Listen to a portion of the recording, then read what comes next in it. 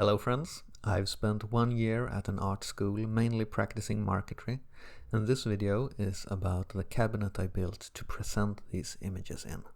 As time went on, this piece of furniture morphed from almost an afterthought, a simple frame to house my pictures, into something much more involved that I began to view as a sculpture in its own right. But it started with this slab of ash. First I had to take out something like ½ an inch of cupping. With this much of a cup, planing across the grain is not very effective. I prefer to take down the peak along the grain instead, and then switch to cross grain or diagonal strokes when there's a bit more of a flat to register the scrub plane on. When I had enough of a flat to let the plank sit without wobble on the bench, I marked where to cut off the live edge, because much as a live edge can look great, this is not that kind of a project. So, what kind of a project is this? Well, here's a good spot to talk a little bit about my new workshop and what you can expect from the channel going forwards. As the eagle-eyed among you may have noticed, this is not a handsaw. I'm in a shared workshop now, and I have access to a few machines, and I will occasionally use them when it makes sense. But I still love my hand tools, and I know that you are a hand tool aficionado as well. I'm absolutely not going to turn into a power tool channel.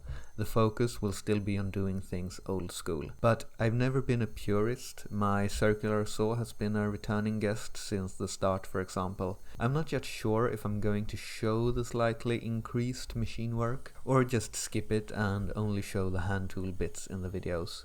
But in this one, I'm including a few scattered shots of machinery. Let me know in the comments if you feel like that's still enjoyable to watch, or if I should just cut it out in the future. There will still be enough hand tool work to fill out the videos, that's a promise.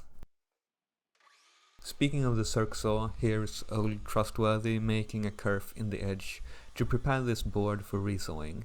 But the actual resawing, that's way too large of a cut for the bandsaw we have here. So out comes the panel saw with 3.5 TPI rip teeth.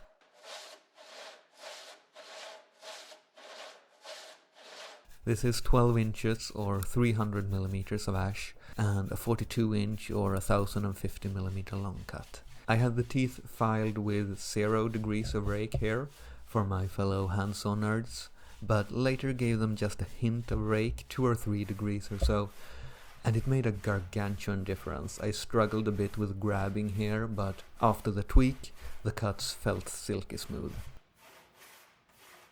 The thing that fell on the floor there when I popped through was a wedge that kept the kerf open, as tension in the plank made it want to pinch the saw.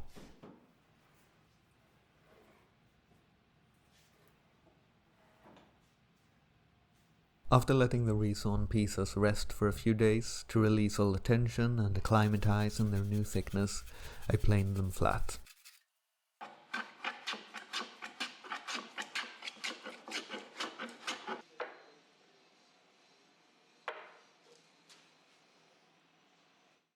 They could then be edge jointed on all 4 pieces together, 2 walls, 1 floor and 1 ceiling, so to speak.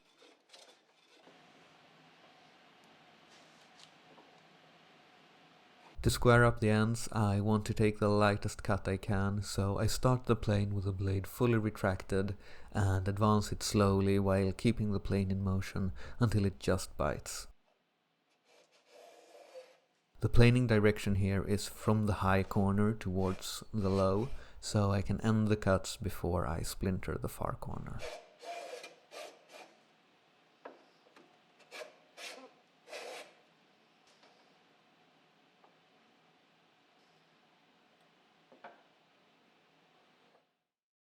Next I marked the thickness of the pieces. They've been taken to rough dimension in the planer. Yes, I'm sorry, but I'm going to cut a texture into these panels and that will give them their final thickness. But before the texturing I need to do the joinery, and for that I'll have to make the ends of my boards the final thickness. It's a cross-grain cut, so a sacrificial scrap handles the spelching.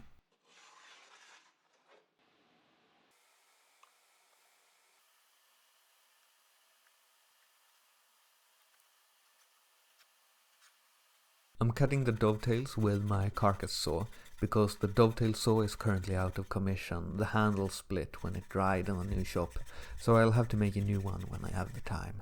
The carcass saw is filed for crosscut and has a thicker plate, so it goes a bit slow, but it works.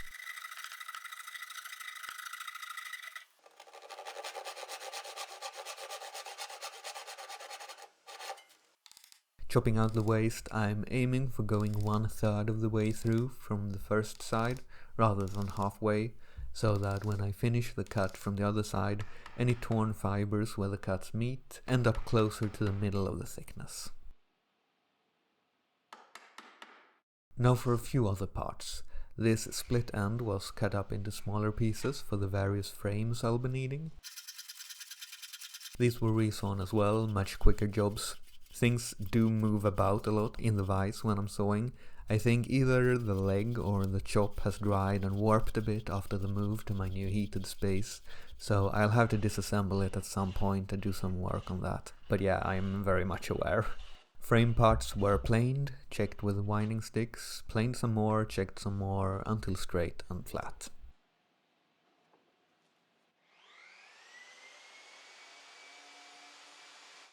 I also have some thin oak to prepare for panels in the frames.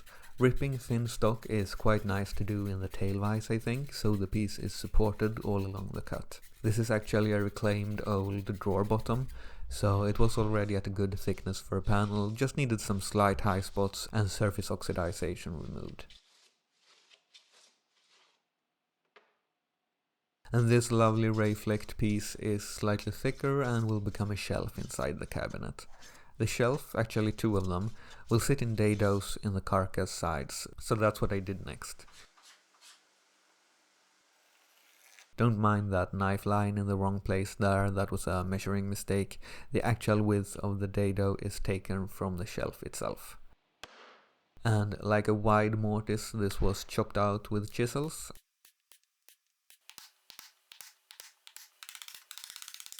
Then cleaned up with a router plane. I also need a rebate along the back edge. Here I took the opportunity to practice my freehand rebating using my fingers as a fence. The plane is tilted at first to let the corner of the blade run along my gauge line. It then stays neatly on track as it is raised stroke by stroke. In situations like this, when there is only 2 rebates to cut, this is much faster than setting up the combination plane, and probably comparable to dialing in an electric router. Time to continue with the dovetails, scribing them through a layer of masking tape for visibility onto the pin board, and cutting out the pins.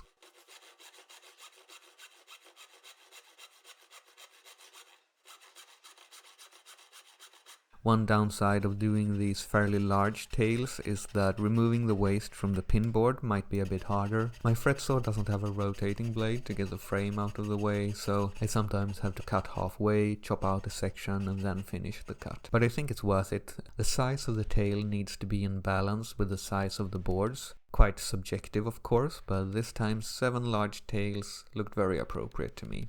Chopping it out, I like to use a narrower chisel to remove the bulk, as that lets me take bigger bites, and then switch to a wider one for the final cut at the baseline to get that as straight as possible. With the joinery done, it was time to add the texture, and I fully expect this to ruin the project for some people, but for me this is just as important as the marquetry images. The concept is that the cabinet is turned inside out, with the decorations hidden and the roughest parts exposed. But I don't actually want to give people splinters, I need to symbolize roughness rather than truly make it rough. So this wavy pattern is a stylized image of the scrub plane marks often seen on the backs and insides of handmade antiques, where the maker didn't bother to finish the unseen surfaces. It's a very distinct look, while at the same time I can make it fairly smooth to the touch without losing the appearance of scrub plane marks.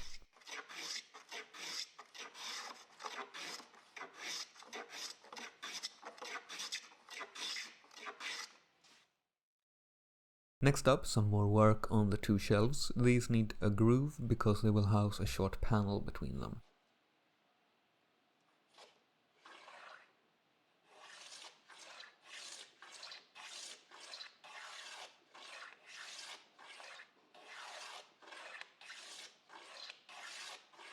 I planed the same groove into a pair of small blocks to catch the sides of the panel and cut these to the length of the distance between shelves, with a short tenon on either end.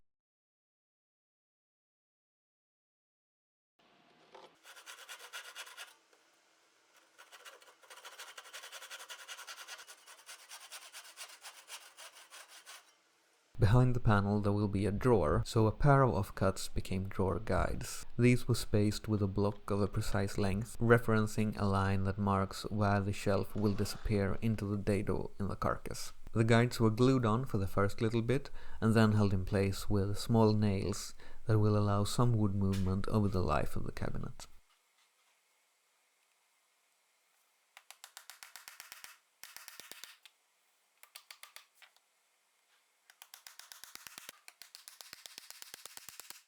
This is the panel, and it was cut to length to fit in the grooves of the shelves,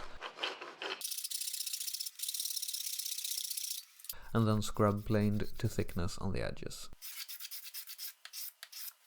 Here we have the shelves dry fit to the carcass side and another spacer block.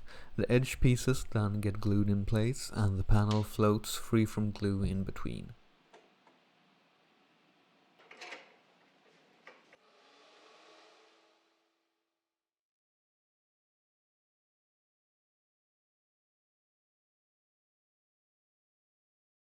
And then it was time to start gluing the carcass, which I decided to do one corner at a time, to make it less stressful. At least 2 corners can be done individually. The last pair and the shelves will have to be done in one go, but having 2 corners already glued when I got to that was very nice.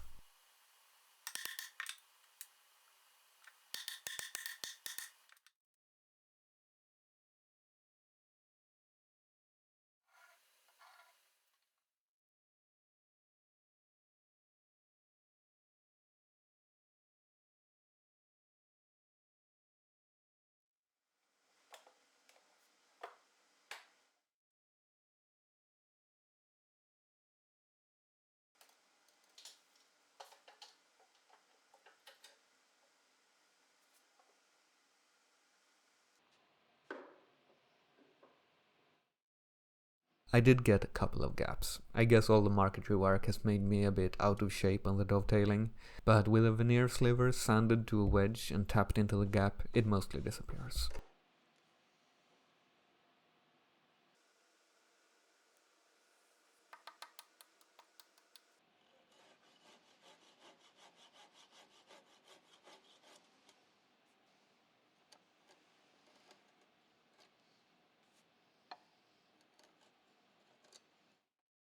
The next few parts I need to make are another sort of internal divider. This will be a housing for another drawer, and it starts by ripping and resawing some thin oak pieces out of an offcut from the live edge slab table I did a few years ago. After resawing, I left them to rest for a few days to settle into their new thickness, while I worked on frame and panel pieces. But for the sake of keeping the video somewhat easy to follow, we'll get back to the frames later and continue with this box for now. I brought it down to 10mm with a jack plane and cleaned up the end grain with a smoother.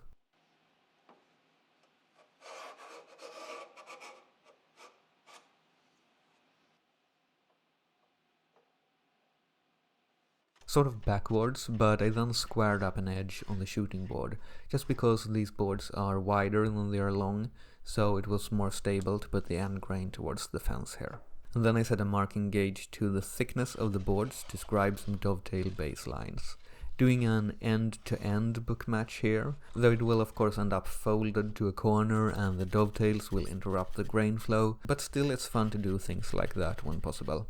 Now that I'm editing this, I realize I should totally have done a full blind dovetail in this corner instead to show off the grain better. Oh well.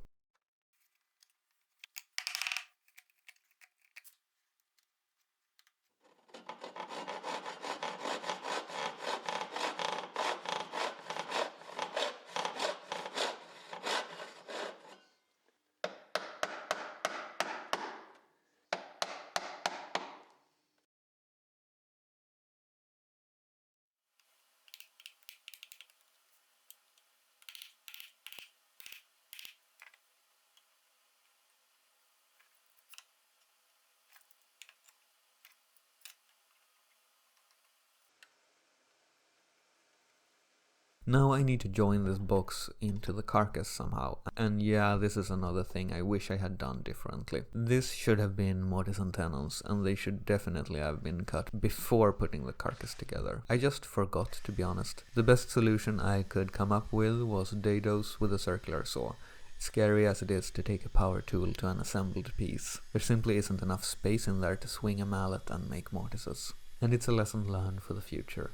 Cut all the joints before gluing things up.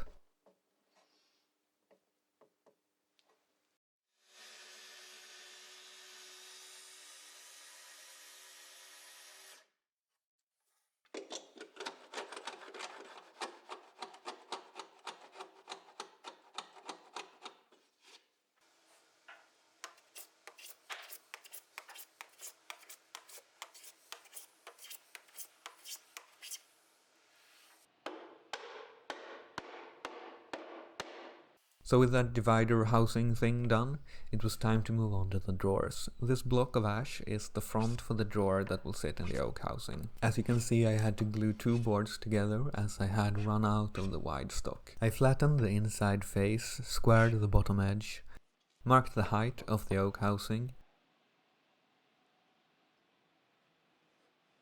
and took it down to the line.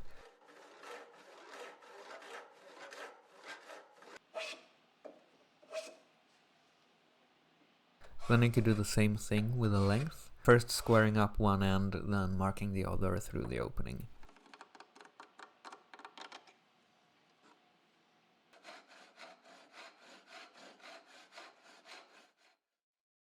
One of the sides of this drawer will have a marquetry picture mounted to it. I glued it to some thin quarter-sawn oak, with a backer veneer on the other side to keep it from warping. I didn't film the marquetry process for this picture because it is very simple compared to the other two motifs in this cabinet, and they each have a separate video about them if you want to know more about how to make pictures like this.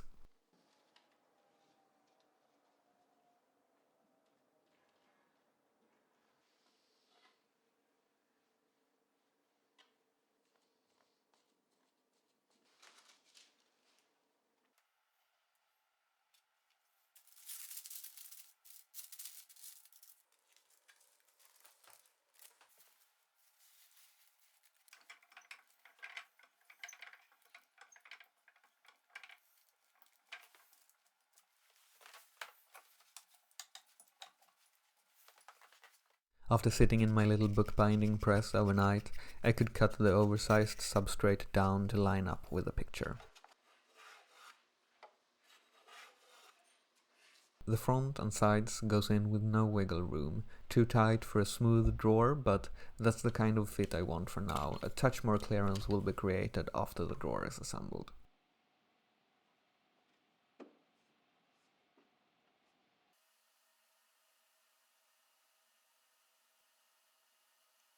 The lines are very hard to see on this dyed black beach I used in the marquetry here. It's okay in real life though, as the pencil line catches the light differently.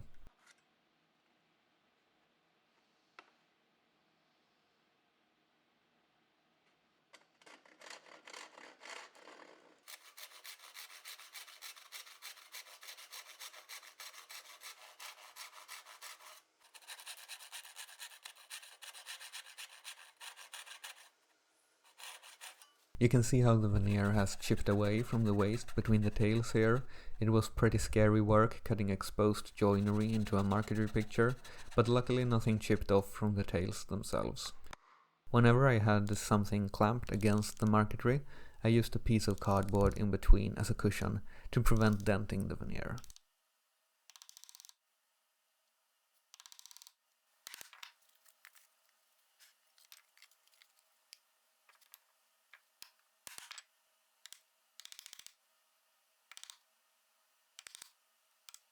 And here comes the pins. The tailboards are so thin that it almost doesn't seem worth it to saw these shallow cuts. I could honestly have gone straight to chopping and saved some time, but I like to have a saw curve there to define the pin, even if it's only a few millimeters deep.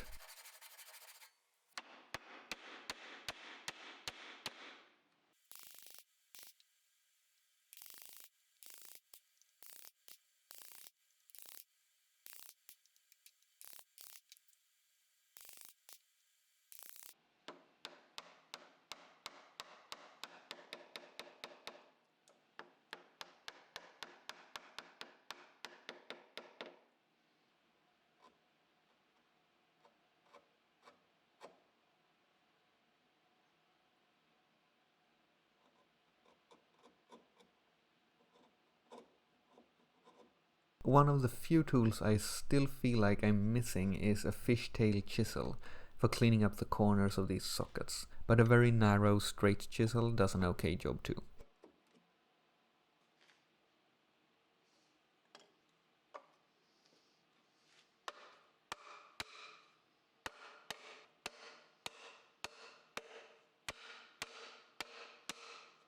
This is the drawer bottom, 2 offcuts from my workbench legs that I glued together into a short and wide panel. As you might be aware, solid wood drawer bottoms need to have the grain running side to side, not front to back. That way they don't shrink out of the grooves in the drawer sides. I don't need to flatten it with the plane here, just smooth the top face.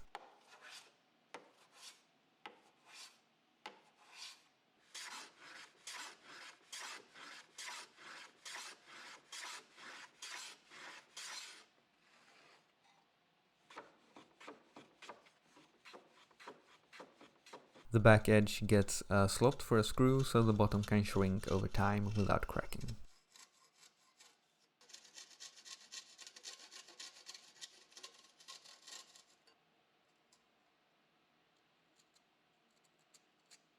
Now these drawer sides are way too thin for a groove, so I used a method I've seen on a lot of drawers from sort of the early industrialization period, a separate piece with a groove cut into it glued to the drawer side. This saves a lot of material and weight, and also has the advantage of giving a wider bearing surface on the bottom, which should decrease the wear as the drawer is used.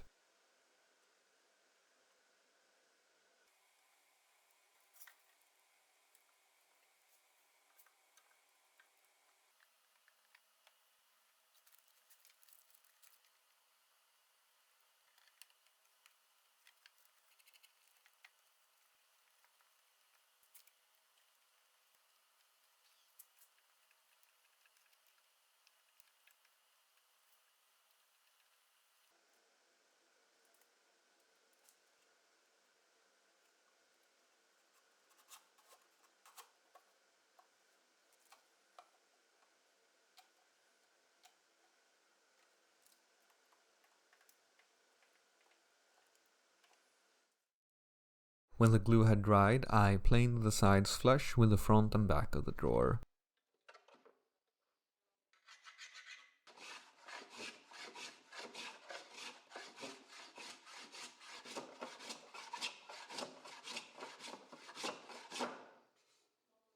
Then there is one more detail to this drawer. I want to recess the pull, so I need to carve out a bowl in the front.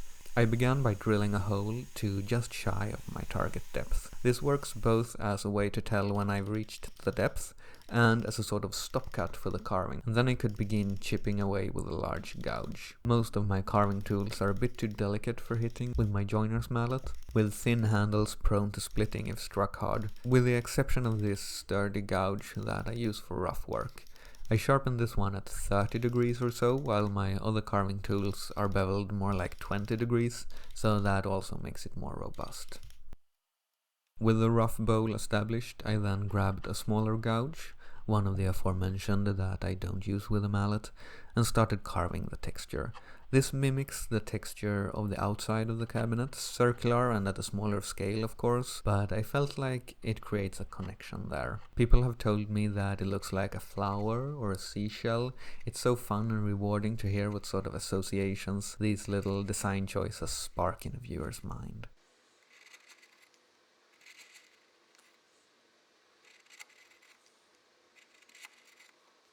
A few swipes with a smoothing plane finishes this drawer for now.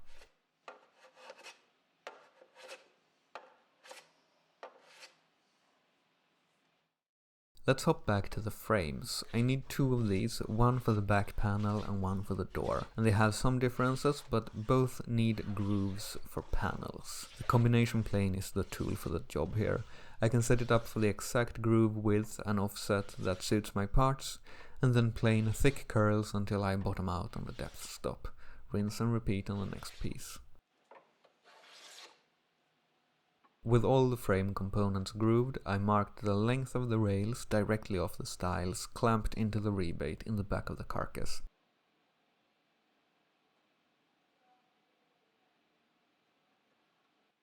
This mark could then be squared across all 4 back panel rails. The door rails will be slightly shorter since there is no rebate on that side of the carcass, so I'm only working on the back panel here. I'm making stub tenons, very short tenons that just sit in the groove instead of a mortise. This is not a strong way to build a frame, there is nothing mechanically keeping it from racking. But I can get away with it here since the back panel will be trapped inside the dovetailed cabinet, and the door will also be strengthened in a different way that we'll get to soon. True mortise and tenons would be the way to go if these joints were the only thing keeping it together, but this time both of my frames are protected from racking forces by other means.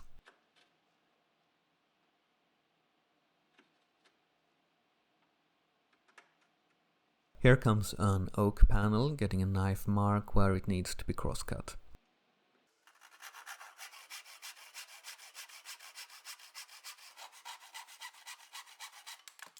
The panels get the same stylized scrub marks as the carcass sides, but the frames themselves will be kept untextured to give some variation. Just like on the carcass, I make sure to not plane all the way across when doing this, instead finishing the cuts from the other side and meeting in the middle to prevent splitting the far edge.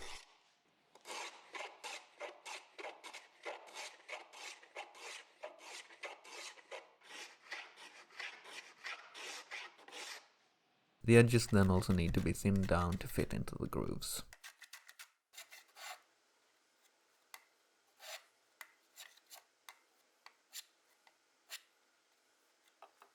And then it's actually time for the first drops of finish on this project, because I want to pre-finish the panels before gluing the frames together. And this ensures that there is finish even on the bit that sits inside the groove, which may become exposed in the future when the panel shrinks a little. This is hard wax oil. I use Osmo, but there are many brands available. I really like the woody look and feel of hard wax oil after it's been buffed. It's more protective than linseed oil and also less yellow, but doesn't build up a thick layer like a varnish, so it's becoming my favorite choice for almost everything I make. The backs of the panels get finished and buffed as well, because they will be very visible inside the cabinet. With that done, I could glue up the first frame, which is the back panel. I have 4 rails here, and the middle 2 need an opening between them. This is where the 2 oak shelves sit, and a drawer will go between them, so I used a spacer here to maintain a precise distance.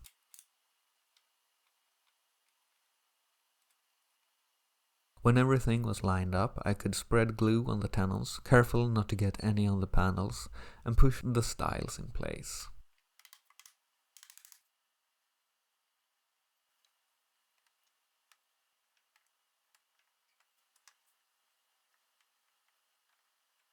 When the shoulders have closed up, I flip the assembly and put 2 more clamps on the other side, not to squeeze on any glue but to equalize the pressure, so the frame doesn't become bowed by only having clamps on one side. When the glue had dried, I removed the squeeze out and planed everything flush.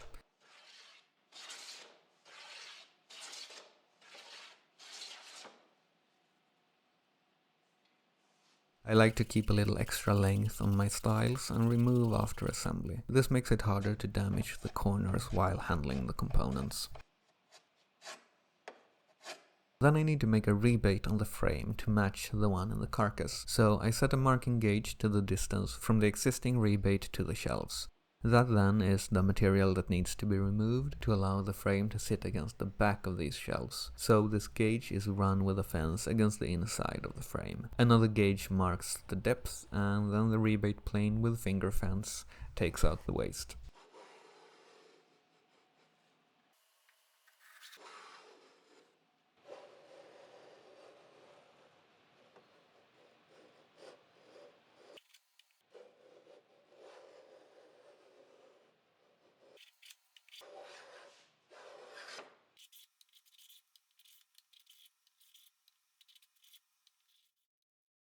To continue with the door frame and panel, I need to glue another marquetry image to its substrate, and this one has a video if you want to see how it was made. I used 4mm pine plywood for the core and beech for the backer veneer.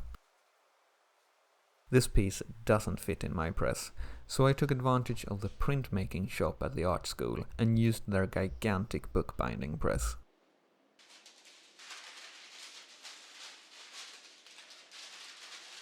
It was the Easter holidays when I did this, and all the printmakers were home eating candy, so I luxuriously had the press to myself. And what a machine it is! Not only does that huge wheel give an enormous amount of leverage, it also has an impact mechanism, so you can use the vertical handles to knock the wheel even tighter. One strange thing though is that the top plate can't actually reach the bottom. The screw would fall out if lowered that much. So there's a wooden block that makes up the difference, but it is sized for books and not my huge panel, so I had to put some clamps around the edges to actually use the full capacity of the press. I have a piece of 25mm thick MDF between the pine block and my picture to spread the pressure from these clamps. That little oddity aside, this press instantly became a bit of a dream tool. If I ever have the space for one, I hope I'll be able to find something similar. If I can't, there's the option of a vacuum bag and pump, which I actually had planned to buy for this task until I realized I could borrow this press.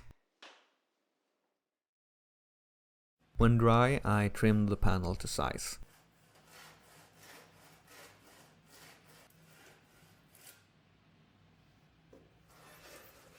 Keeping the plane a little skewed away from myself minimizes tearing on the edge of the marquetry picture.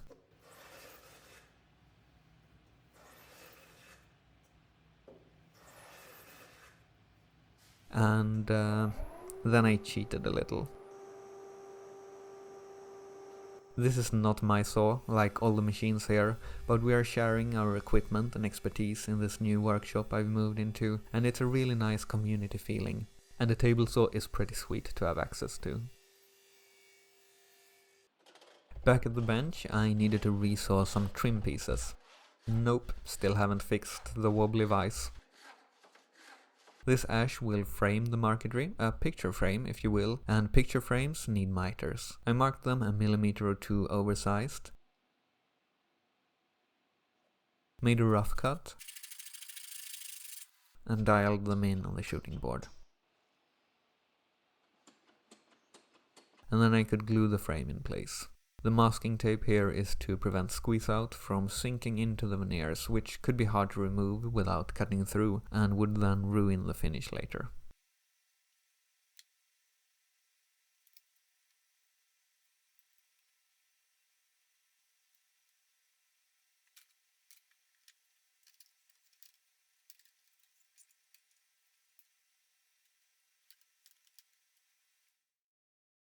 A little bit of flush planing on the back. And this is the door, which was made exactly like the rear panel, just with no intermediate rails. The back of this floating oak panel will soon be sealed away, so I thought it would be fun to write something here, just in case the glue ever fails or someone is doing a repair, hopefully a very long time from now. It's just a little note about where and when it was built, which I imagine could be fun to find if it's still readable in 100 years. And then I sealed it up. I think you can see now why mortise and tenons in the frame was unnecessary. With the plywood glued to the frame, it has more racking strength than it will ever need.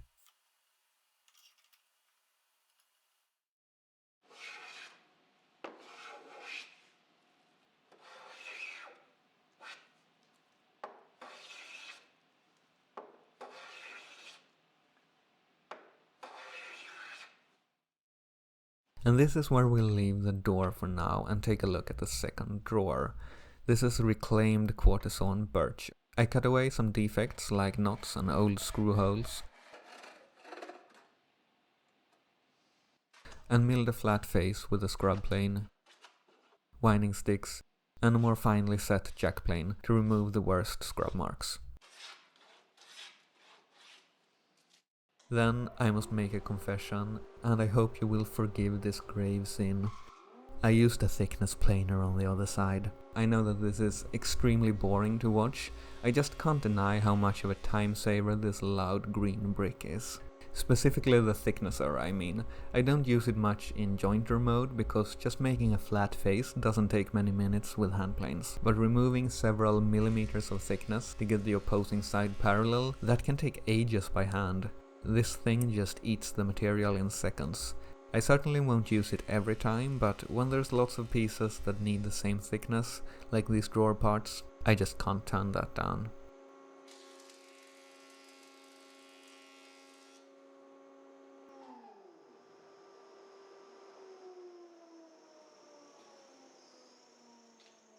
The front of this drawer will be oak to match the panels above and below it. This drawer comes out through the back panel. That was another key concept of this cabinet. I wanted it to stand in the middle of a room with things to see and insides to explore from all sides. Initially I planned for even more drawers and doors on all four sides, but I had to lower the level of ambition and settle for 2 directions of interaction in the final design in order to finish the thing on time. So yeah, more dovetailing. This drawer differs from the first though. The sides are not as tall as the front, and that's because I want openings in the sides, for a fun thing that I'm really happy I was able to include.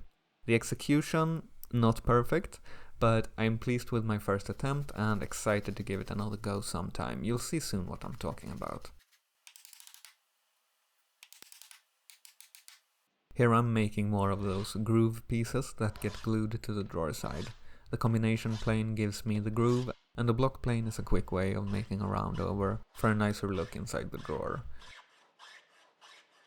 Some 240 grit paper removes the facets.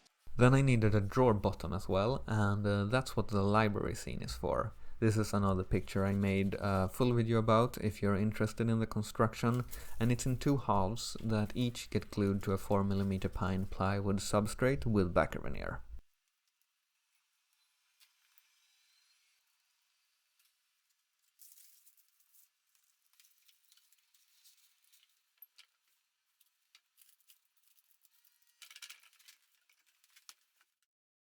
I trimmed the dried panels on the shooting board,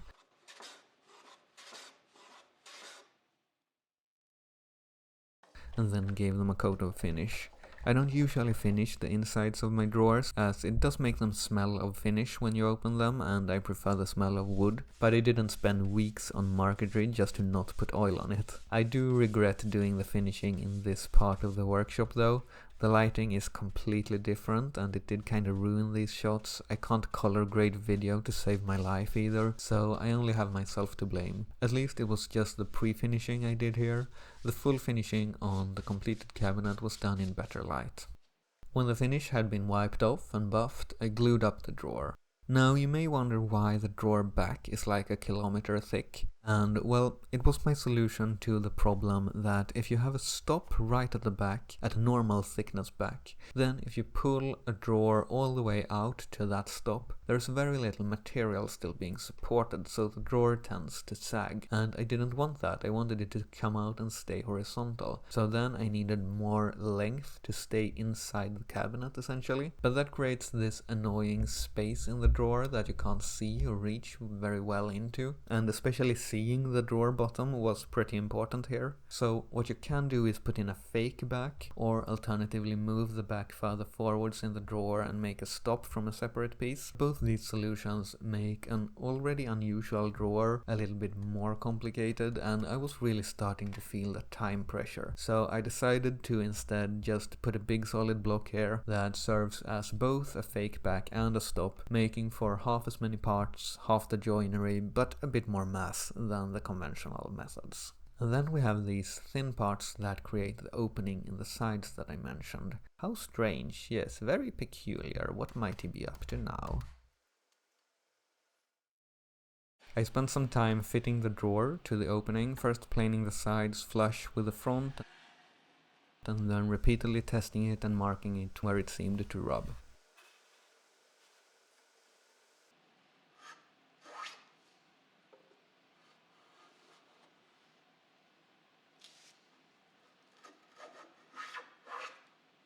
And then I set to work on the extra feature of this drawer, which required some more parts to be added here, bridging the 2 openings in the sides. Okay, I'm sorry, I'll stop trying to be mysterious now. I'm putting another drawer inside the drawer. Or well, not really a drawer, more of a tray, I guess. It could have been a drawer, but I decided to put the panel as high as possible, so the two halves of the picture wouldn't be more separated than they needed to be. Another goal I had with this cabinet, and I realized that it sounds like I'm making these up as I go, but I did actually from the start decide that function would be less important than form in this case. It's an art piece first, furniture second.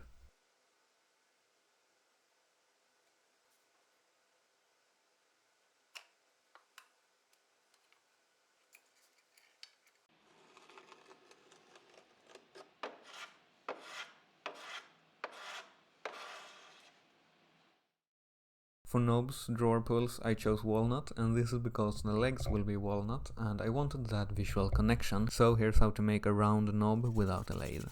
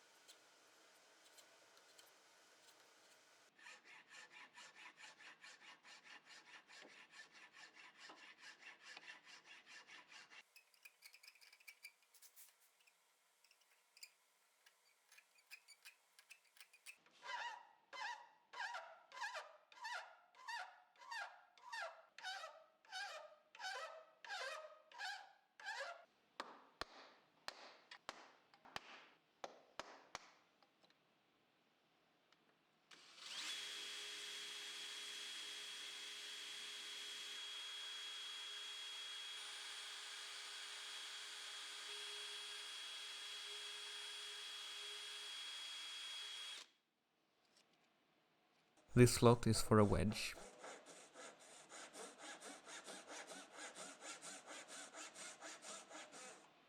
To support the knob at the right position when inserting the wedge on the first drawer, I made a hole in a piece of MDF as deep as I want the knob to protrude from the drawer face.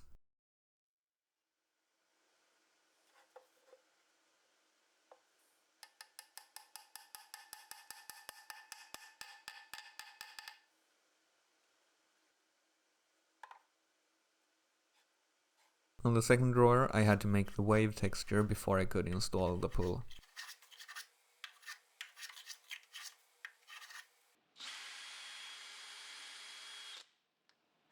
I used a blind wedge here, so it's a stopped hole and the wedge is driven in by bottoming out in the hole. This was necessary because I wanted the pull to be centered, and in this weird drawer, someone put a marquetry picture at exactly that height. Like, why would you do that? I decided where the doorknob should go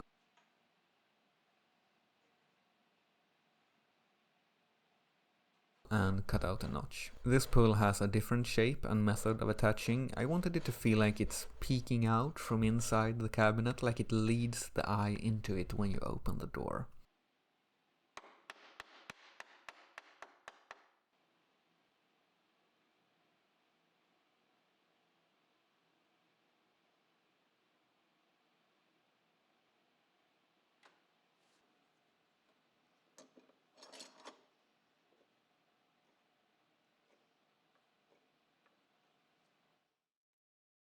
Inside the drawer number 2, these little blocks get added to act as stops for the pull-out tray.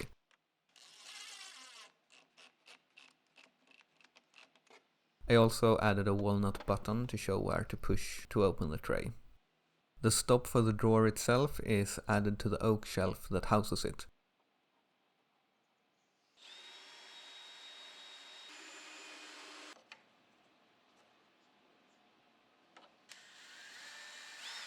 These screws were replaced with slotted brass screws later, and they are accessible after the back panel is glued in place, so this stop can be removed if needed, but it was easier to install and especially to film before the panel was attached.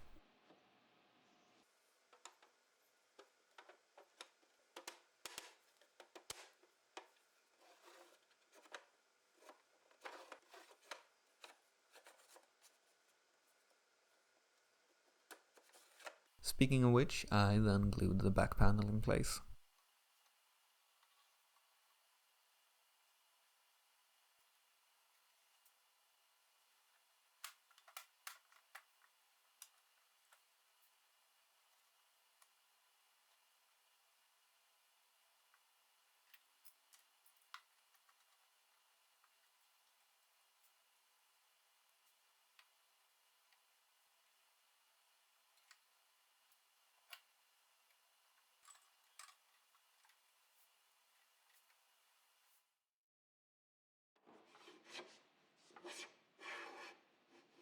a bit of flush planing, and I also cleaned up the front edge of the carcass, where hinging the door is the next task. I spent way longer than I probably should have in the rabbit hole of how do you space the hinges on a door, and I decided 70 millimeters from the ends. I don't know, I feel like there should be some sort of golden rule, some classical proportion worked out by the old masters, but I couldn't find any consensus, and in the end just went with something that looked nice for this particular door. Scribed the length, marking gauged the depth, chiseled and router planed it out.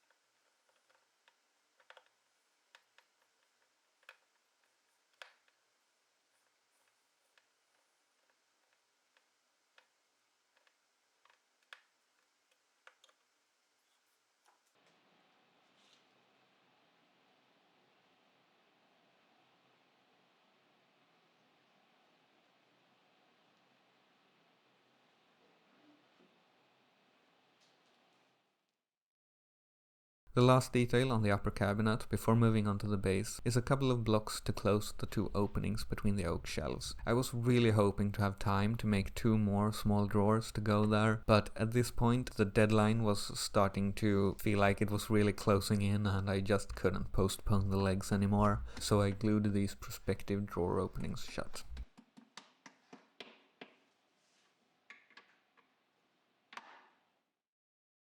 The legs are walnut. It will give a lot of contrast against the ash. That doesn't suit every project, but in this design I felt strongly drawn to making the darkest base possible. I thought a lot about other woods, because walnut is extremely expensive here, but in the end I had to follow my instinct and go for it. I'm very happy with this decision. Scary as it was to work with this wood that I could not afford to make mistakes in, it is also an incredibly pleasant wood to work with hand tools. It saws easily, planes beautifully. Physically it felt like a nice relaxing break after all the ash and oak. Mentally, a bit more stressful.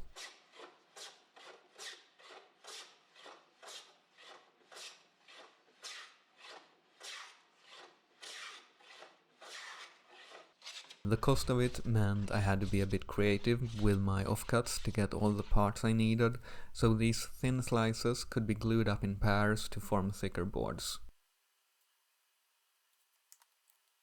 These will become the long rails, and while they are drying, I also have these short rails to put some tenons on. The shoulders of these tenons are slightly angled 3 degrees to give just a little bit of splay to the legs. This was a late decision.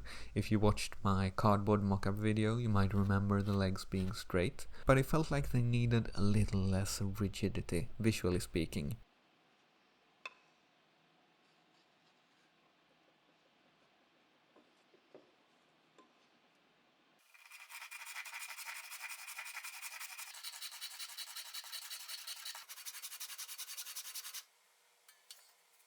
By placing 2 tenons next to each other, I could have the router plane supported on both sides of the cut, so it doesn't want to pull itself down into the tenons, like it has a tendency to do when one side is up in the air. I squared the upper end of the legs and marked out the mortises, including the slot for the haunch.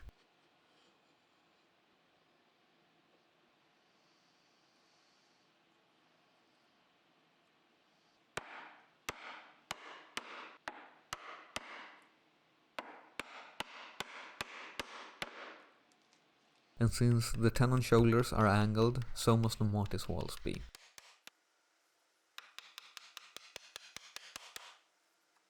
And clearing out the haunch groove.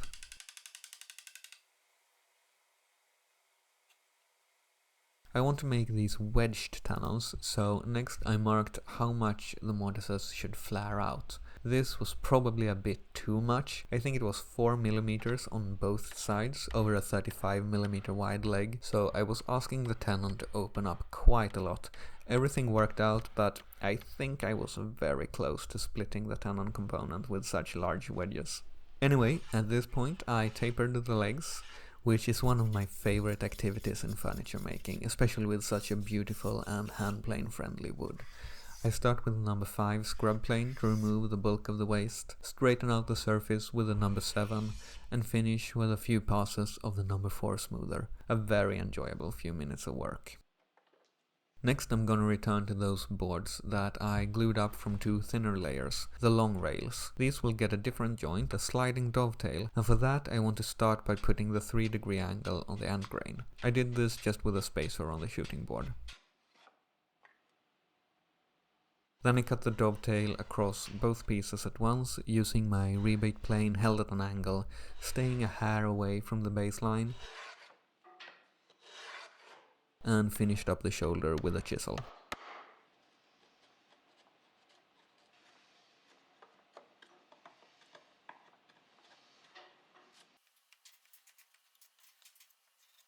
The dovetail shape was transferred to the short rails, the tenon components, which is where they will join. I decided to do it this way rather than have 2 tenons going into the leg, because the legs were rather thin and I didn't want to remove any more material there. It also gave the carcass a bit more of a floating effect, since the long rails end up being set back a little, so I like how it turned out.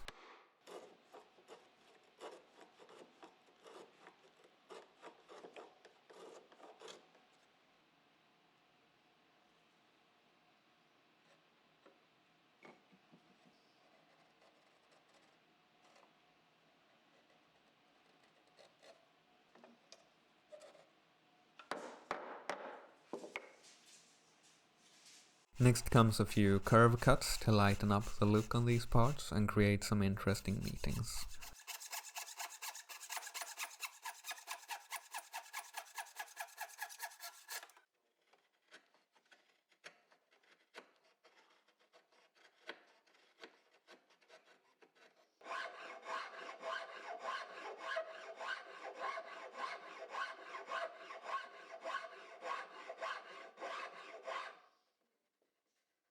A long, shallow curve can be drawn by bending a thin piece of wood between 2 bench dogs, and for those that appreciate grain selection, I had picked pieces with curving grain to be the outside faces here, and tried to make the arch sort of follow the grain.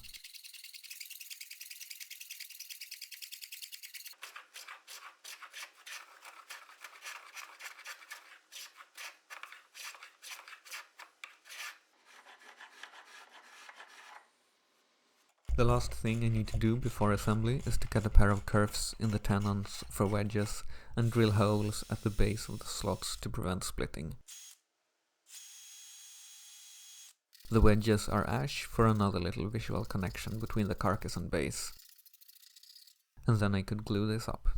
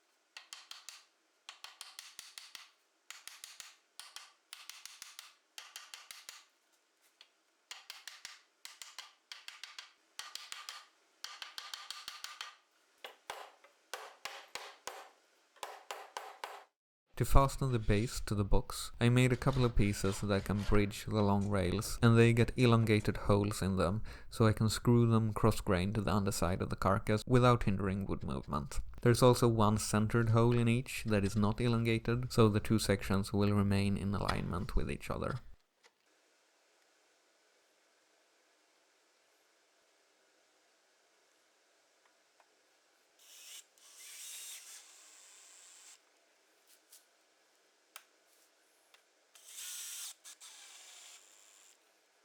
I did a little bit of cleanup on the sliding dovetails.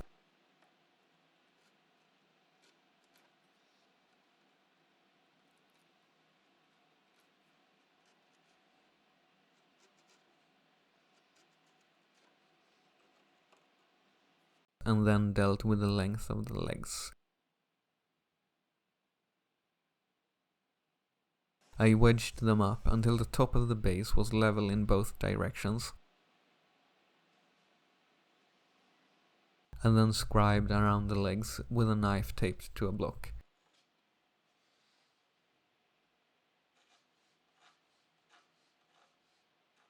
I used a quick grip clamp in spreading mode combined with one in normal clamping mode to hold the legs as I was sawing them.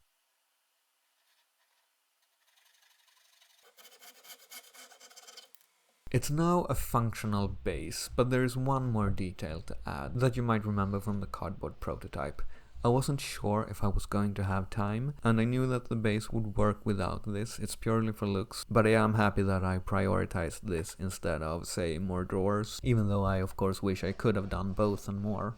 I'm making MDF forms here for bent laminations that will add some curvature and movement to the base. So I made a pair of matching shapes.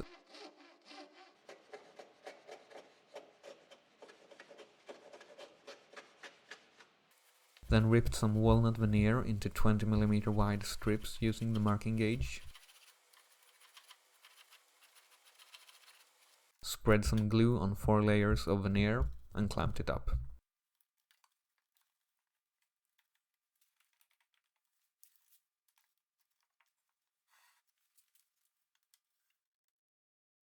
When the glue dries, they hold their shape. I could clean up the edges on a block plane held in the vise.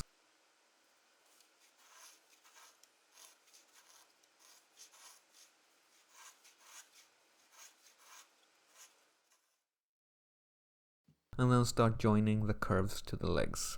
Everywhere a curve meets a leg or a rail, I carved out a notch and tried to match the bend at that point to maximize the glue surface.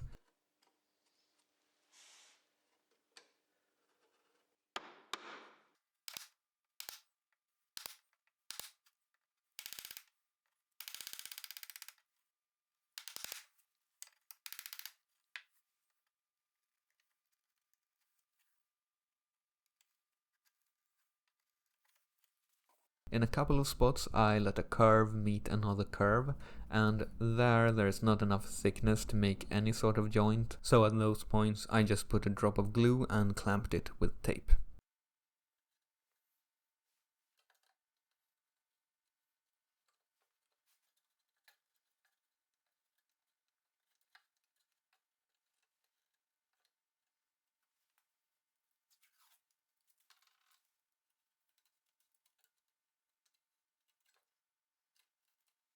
And with that, it was finally time for finish. So, did this build really take 800 hours? Well, it's a very rough estimate. I haven't kept track of the hours, but yes, it is somewhere around there. It's taken 2 semesters, one for the marquetry and one for the rest of the woodworking essentially. But those 800 hours honestly says more about the glacial pace at which I work than it does about the complexity of the cabinet. I'm sure a more experienced furniture maker could do it in half that time. A lot of the first semester was also taken up by learning the marquetry technique, and I did get a lot faster at it with every picture, so maybe even I could do it faster if I were to make something similar again. I don't count on that happening anytime soon though. Being able to spend this much time on a single piece has been a very rare luxury, and honestly I'm looking forward to a few simpler projects now. The piece is for sale. Shipping it would probably cost more than the cabinet itself, but if you are interested, I'd be happy to discuss the options available. Thank you for watching this way too long video, and I'll see you later. Bye.